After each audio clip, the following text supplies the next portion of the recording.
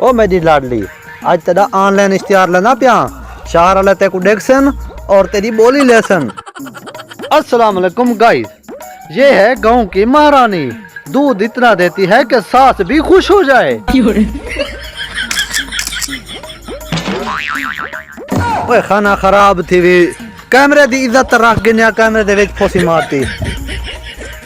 भाई मेरे को ये था तू के ऐप ते बेचारा खने गा आजकल है OLX ना काका OLX ना व्हाट्सएप स्टोरी ते लेना पिया है भाई ए तू गा बेचारा पैया तू रिश्ता करना पई और तो ये देख ए एक छीर जरा एक लड़की दिल भेजी पिया दिल उतरा ते गा को पसंद नहीं की थी पिया ते को पसंद की थी पिया ते को अच्छा पीछे तो मैं गा इरा गिंदा रिश्ता ही कर गिंदा